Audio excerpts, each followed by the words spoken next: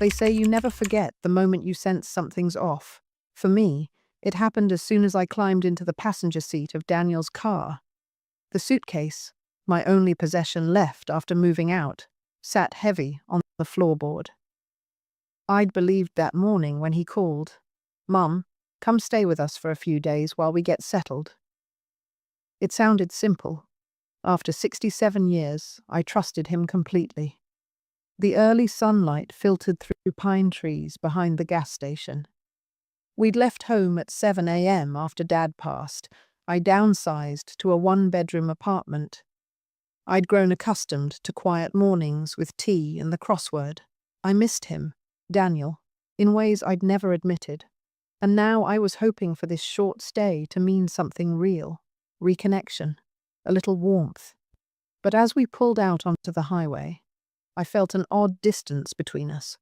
His jaw was tight, his gaze fixed straight ahead, knuckles white on the wheel. "No, Mum, are you comfortable?" No gentle, "You're safe." Just that tense quiet. Still, I blamed the stress of moving. New paint, packing boxes, his job pulling weekends. I told myself I was imagining things. After all, I'd raised him. Scraped elbows, late-night homework, birthdays, heartbreaks. We'd survived so much together. It had to be something else. When he clicked the gas pump off, I looked over. "Want me to pay?" I offered, fishing the small leather purse from the seat. He shook his head curtly. "I've got it." He strode across the pavement, phone pressed to his ear. I settled back, suitcase beside me. The upholstery smelled faintly of his aftershave, cotton and soap. That scent should have felt familiar and comforting, but instead it made my skin crawl. I reached to touch the suitcase handle, as if holding on would tether me to normalcy.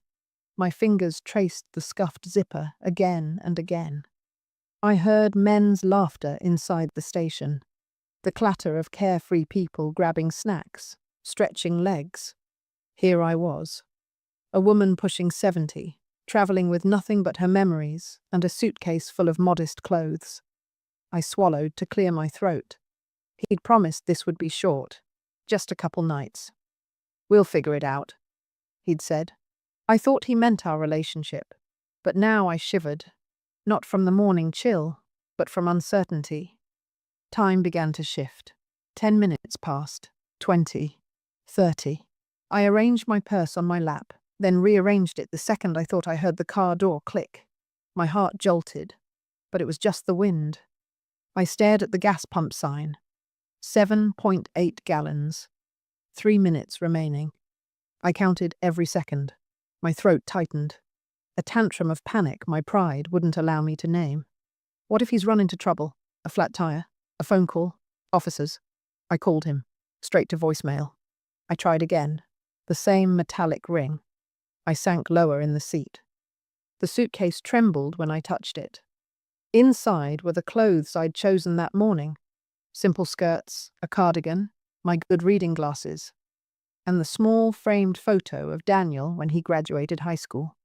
I'd tucked it between the socks and underwear carefully, as if somehow that photograph could remind him of better days. Was it a mistake? I closed my eyes, leaning my forehead against the cool glass. There was no hum of movement anymore, just the quiet breeze that lifted dust and emptiness.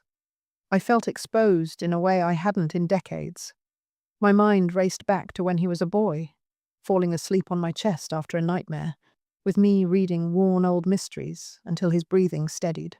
Those days had been pure and easy. Now I was here in a bright, too bright place, with no one to ask if I wanted a refill on coffee, no one to steer the conversation toward the old days or the family's history, just me and the walls of the station where I felt suddenly invisible.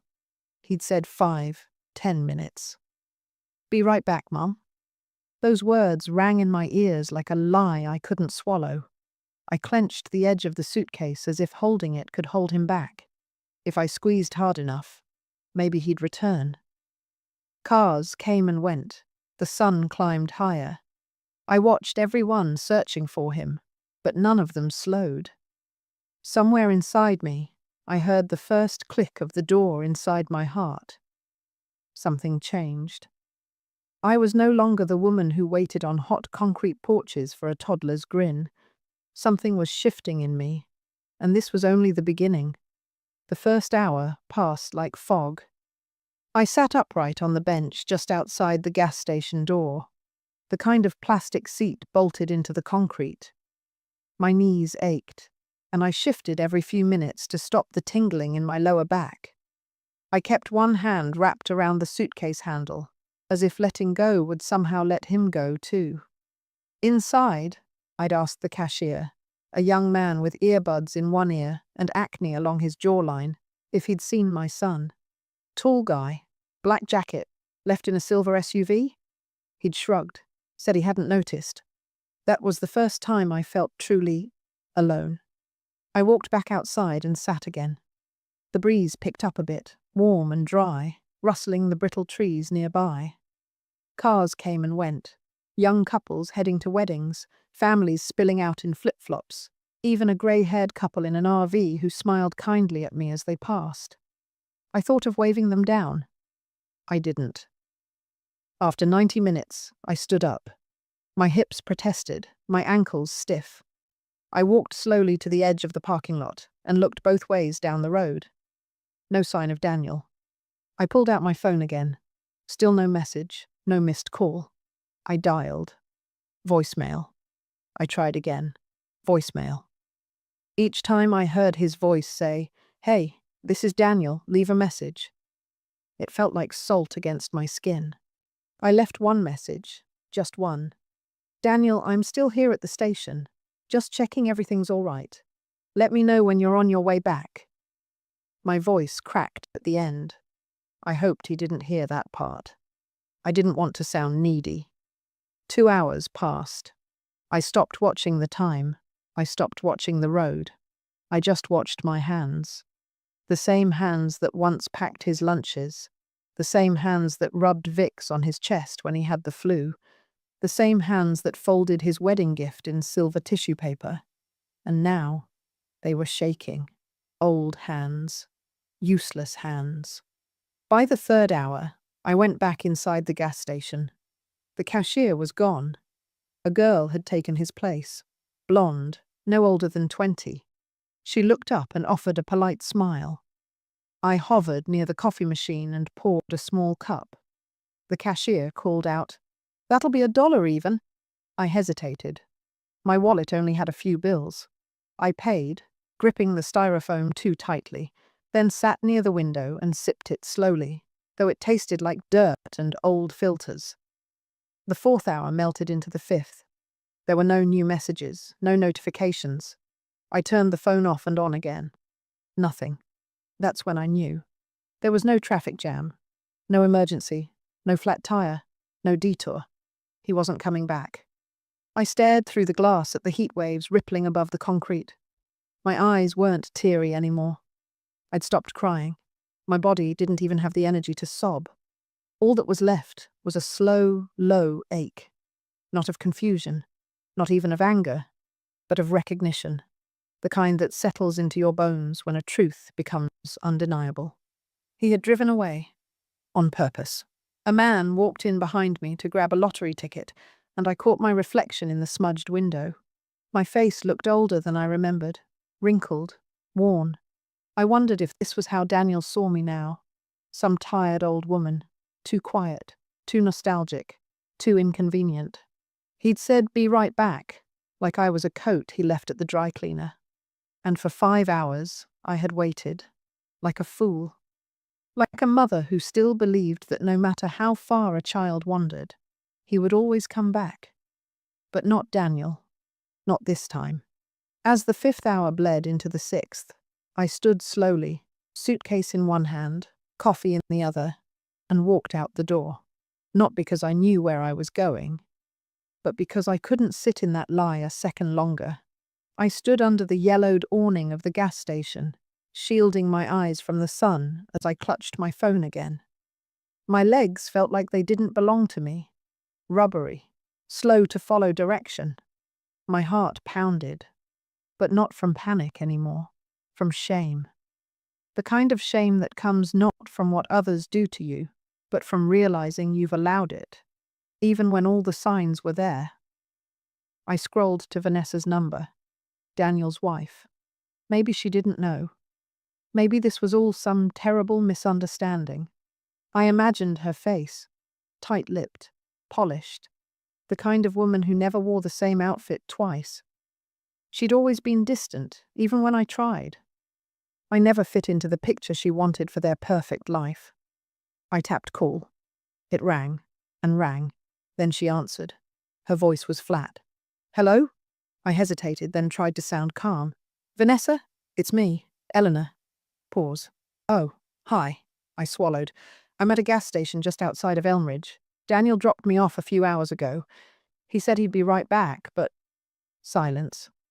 Then, too casually, he didn't tell you. My stomach turned. Tell me what? A sigh, as if I were the one inconveniencing her. He said you wanted a break, that you were visiting a friend or something. Her words hit like a brick. I stared out at the horizon, where nothing but asphalt stretched for miles. No, I whispered.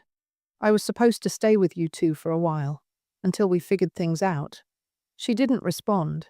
I could hear dishes clinking in the background, the hum of a refrigerator, life going on, as if nothing had happened. Finally, she said, well, maybe it's better this way.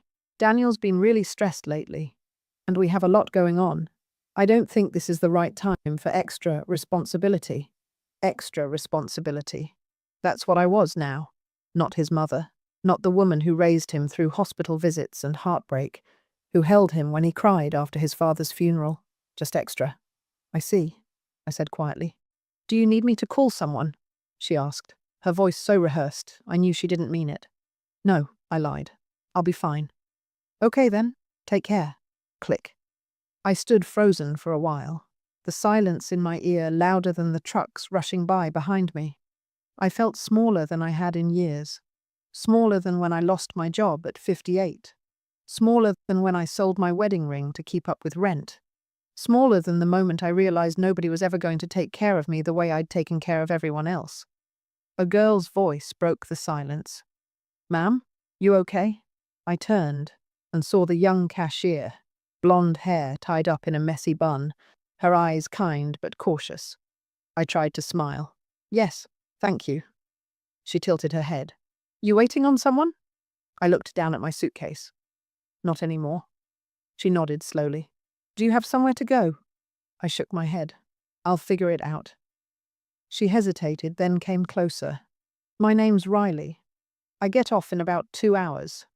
If you're still here, I can give you a ride to the town centre.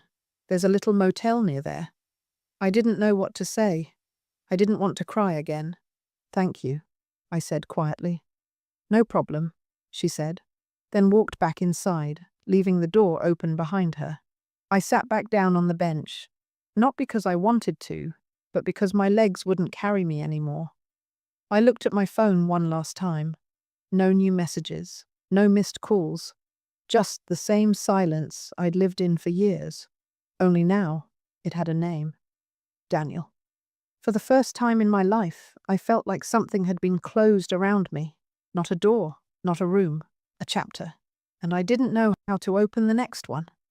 The motel room smelled faintly of bleach and something older. Something like loneliness, sealed behind thin, beige walls. Riley had been kind. She drove me the 20 minutes into town, her little car rattling over bumps in the road. She didn't ask too many questions, and I didn't offer too many answers. It was enough that she drove me without hesitation. Enough that when we pulled up to that dusty little motel with its flickering sign, she turned to me and said softly, People don't always know how to love right. That's not your fault. I just nodded, swallowing the lump in my throat. The room was $28. I paid in cash. The woman behind the plexiglass window didn't ask for ID, just handed me a key and told me checkout was at 11, room 12. I remember that clearly because it was painted in faded red on a wooden placard that hung slightly crooked on the door. Inside, I set my suitcase down and sat on the edge of the bed. The springs groaned beneath me, like they, too, were tired of holding things up. I stared at the blank TV screen for a long time, not watching anything, just needing something to stare at so I didn't have to think. I took off my shoes. One foot had swollen from the hours of waiting.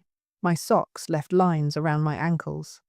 I reached for the bottle of water Riley had given me and took small sips.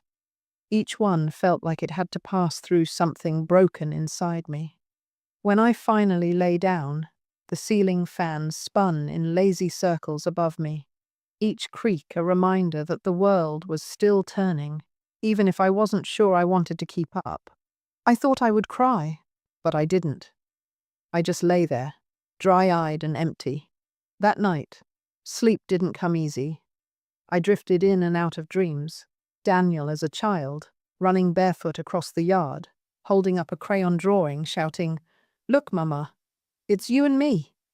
I'd kept that drawing for years. It used to hang on the refrigerator. Later, I tucked it inside a photo album he never looked at again. I saw his little hands, heard his laughter, felt the ghost of his small arms around my neck. And then, in the same dream, he turned away, grown now, a man with car keys in his hand, and his mother sitting on a plastic bench with a suitcase at her feet. I woke up with a gasp.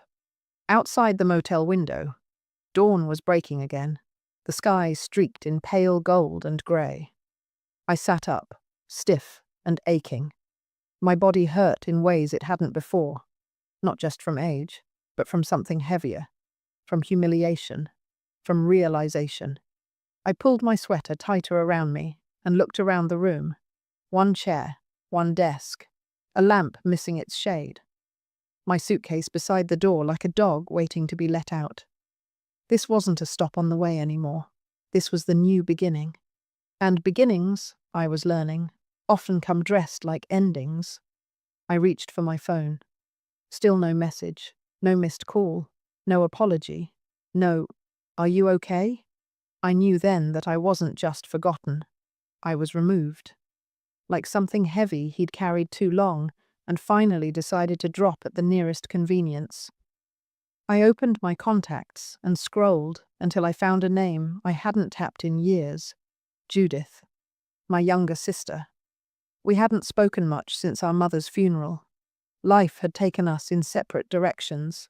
But when she answered, groggy and surprised, I broke. "Ellie?" she said, half asleep. "Is everything all right?" I paused. Then, "I think Daniel left me." It felt strange to say it out loud, like I was speaking someone else's life. "What? Where are you?" "In a motel off Highway 3. He said he'd be right back, but he didn't come back. It's been a day." She went silent for a moment. Then I heard her voice sharpen. "That ungrateful little... Ellie, I'll come get you. Just say the word." I smiled through my tears. "No, I think I need to figure this out. But thank you for answering. You don't ever have to be alone," she said. "Not while I'm still breathing." I hung up, not feeling better exactly, but no longer entirely invisible. I looked at myself in the mirror. Hair flattened, wrinkles deeper. But in my eyes, there was something stirring, something old and quiet, but still alive. I wasn't done yet. The bus to the city was slow and half empty. Just me, a man snoring softly in the back, and a mother with a toddler who kept pointing at the window, asking about trees. The road twisted through farmland and forgotten towns, the kind of places you pass without knowing their names. I held my suitcase close, not because I was afraid someone might take it, but because it was the last thing in the world that still felt like mine. Each mile between me and that gas station gave me space to think, to breathe, and with that space came the questions I hadn't wanted to ask. How long had Daniel been planning this? Not just the act of leaving me there, but the slow process of closing the door on me long before we ever pulled out of my driveway. I thought back, months, maybe even years, the subtle shifts, how his phone calls became less frequent, how holidays turned into awkward dinners in restaurants instead of warm meals at home. How Vanessa would always smile with her teeth, but never her eyes. There was that afternoon, maybe a year ago, when I'd visited them unannounced. I had brought a peach cobbler in a dish wrapped with foil. Daniel looked surprised. Vanessa looked annoyed.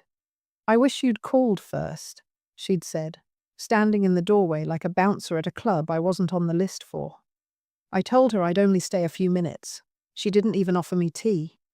Daniel barely spoke, said he had a work call.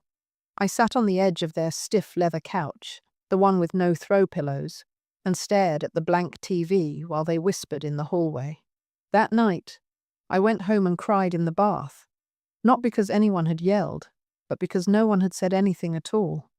Now I understood. I had been slowly phased out, one quiet dismissal at a time. I wasn't convenient anymore. I didn't match the life they were curating, the one with white walls and silent dinners, with no room for wrinkled hands or old stories. By the time I stepped off the bus, my knees ached and my heart was heavy. But I was ready. I walked 6 blocks with that suitcase, found a senior resource center tucked beside a pharmacy and a nail salon.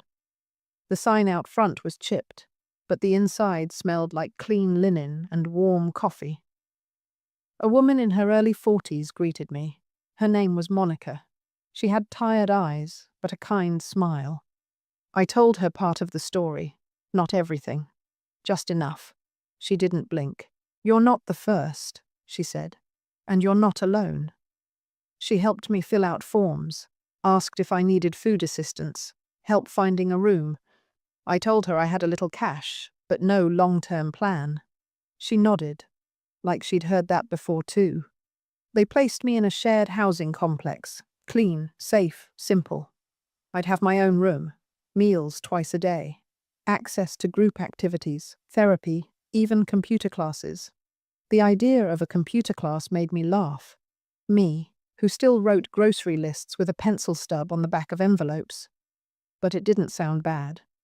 In fact, it sounded like something I hadn't felt in years, a fresh start. That evening, I unpacked slowly. I only had a few outfits, a scarf my late husband once gave me, and an old photograph of Daniel as a boy, before the distance, before the coldness, before the forgetting. I placed the photo in the drawer face down. I couldn't bear to look at it just yet. I sat on the edge of the twin bed, the comforter covered in little blue flowers, and whispered into the quiet, "You can cry later. Right now, you're safe." And for the first time in a long time, I believed myself. There's something strange about silence. After a while, it stops being empty. It starts echoing back the things you've tried not to hear. That's what happened in the new room. The walls were quiet, but my thoughts were loud. I kept hearing Daniel's voice in my head. Not the man who left me, but the boy who once called me Mama, with sticky fingers and chocolate on his cheeks. That version of him still lived somewhere inside me. That's what hurt the most. So I did the only thing I could think to do. I wrote. It wasn't dramatic, just a piece of lined paper from the community room desk, folded twice. I sat at the little table near the window with a borrowed pen and began. "Dear Daniel." I paused. The words came slowly, hesitant at first, like an old faucet turning after years of rust.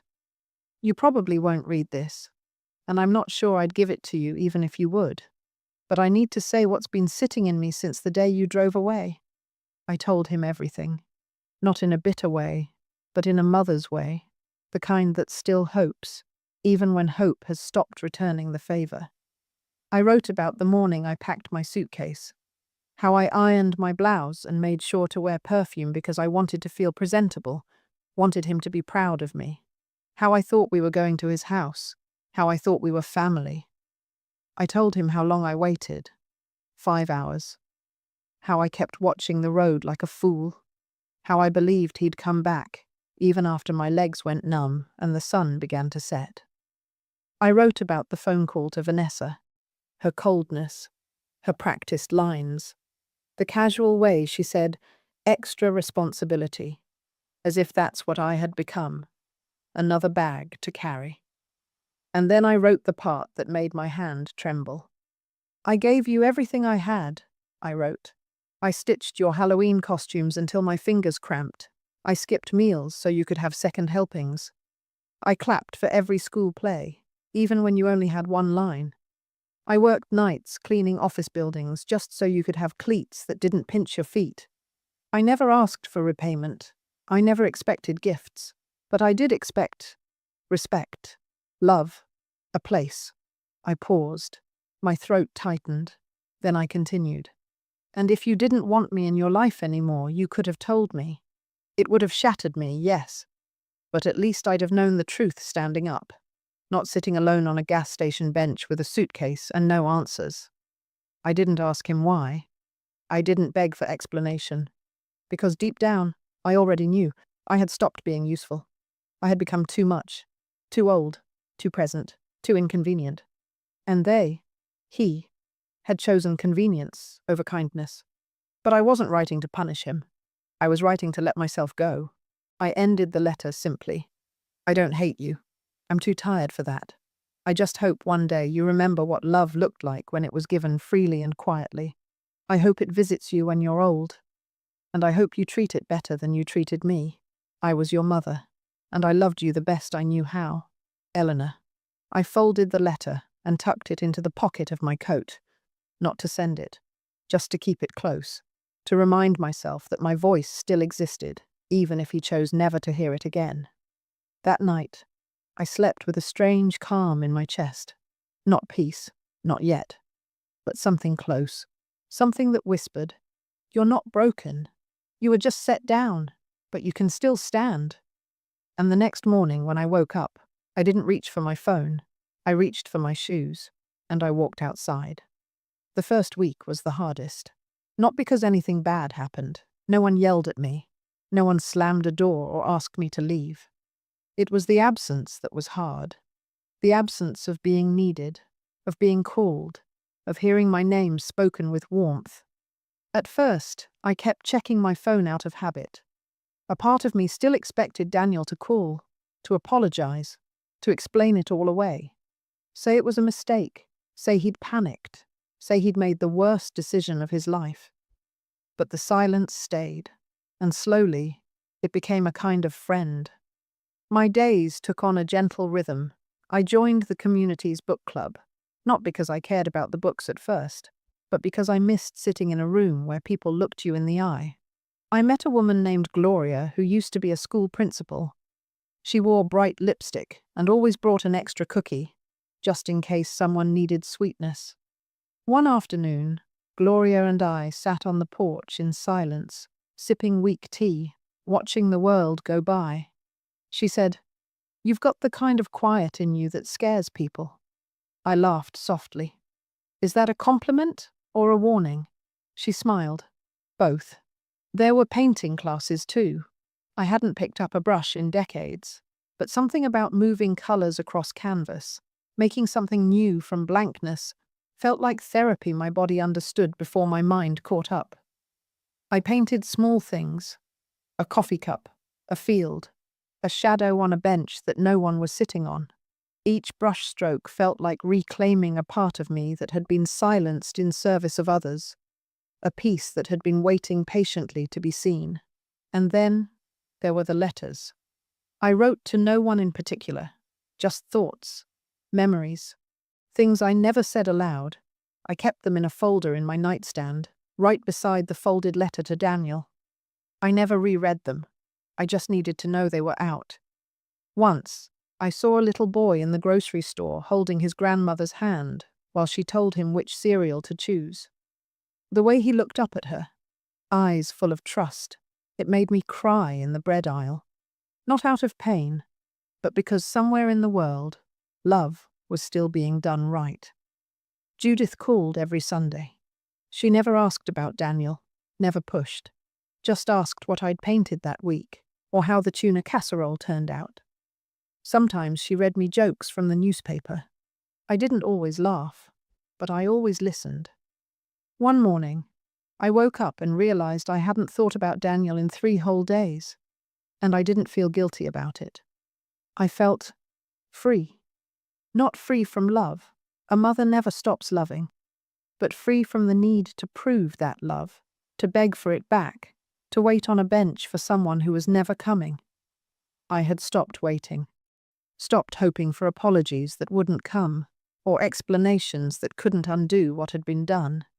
I began to walk most mornings. There was a park down the road with the ducks that waddled with no sense of urgency. I liked that. I liked the stillness of it all. One day, a woman in the community asked me to read aloud during the monthly gathering. She said I had a voice that made people lean in. I hadn't thought of my voice that way before, so I said yes. And when I stood up to read, hands steady, heart full, I realized something.